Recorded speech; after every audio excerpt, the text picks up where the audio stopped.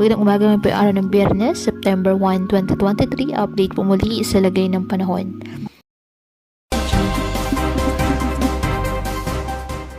Ayon sa Pag-asa, ang habagat o southwest monsoon ay pinapalakas ng tatlong bagyo. Ang super typhoon Saula na dating bagyong Goreng, nasa labas na puerto ng ating PAR, at ang bagyo ring pinalakas ng severe tropical storm Hana at tropical storm Kirogi na nasa labas ng ating area of responsibility. Magdadala ng occasional monsoon rains sa western section ng Luzon kasama ang Metro Manila sa susunod po na 3 araw.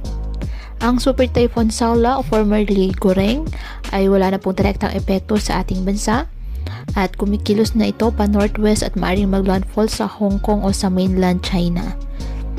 Samantala, ang severe tropical storm Hana, may international name na Haikoi naman, ay kasalukuyang gumikilos pa west sa ibabaw ng Philippine Sea.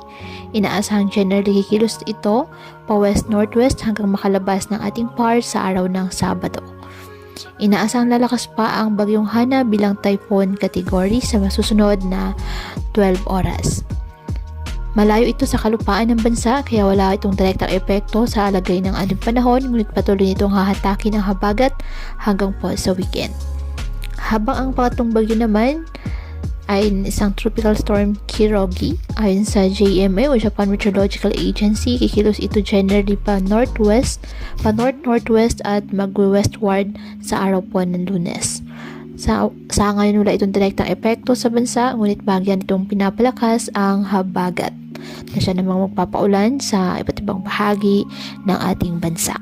Ngayong araw, ang Ilocos Region, Cordillera Administrative Region, Zambales, Bataan, Aurora, Bulacan, Metro Manila, Calabarzon, Mimaropa, Bicol Region, Western Visayas at the northern portion of Eastern Visayas ay makakaasa pa rin ng mga pag-ulan na may kasamang bugso ng hangin dahil pa rin po yan sa epekto ng southwest monsoon o habagat.